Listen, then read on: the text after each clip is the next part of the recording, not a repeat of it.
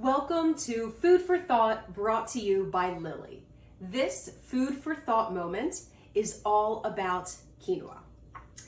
Quinoa, while we tend to categorize it as a whole grain, is actually an edible seed.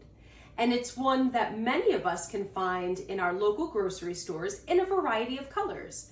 You'll see black, red, yellow, and white variations. And while quinoa might be a new food to some of us, it has been cultivated for more than 5,000 years and is indigenous to the Andean region of South America, found specifically in the areas of Bolivia, Ecuador, Chile, and Peru. And like I said, while it tends to fall into the whole grain category for most of us, it's actually a seed, which means it's a great source of plant protein. It's also a great source of fiber.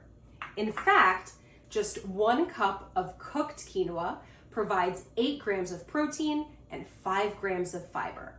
Now, what makes this different from other plant proteins is the fact that it is a complete protein, which means it contains all 9 essential amino acids.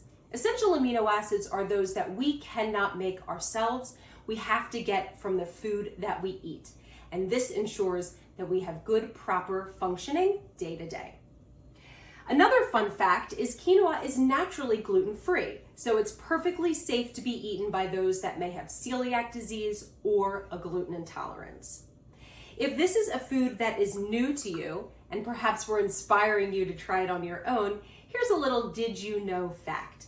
There are more than 120 varieties of quinoa available, and for first timers, I often recommend starting with the white or yellow varieties because it tends to have a more mild flavor, whereas the black and red varieties tend to have a little stronger, more earthy flavor to them, and they hold their form a little bit better compared to the white versions. But whatever you have at home, whatever you like, we hope that you enjoy it and try it in different recipes.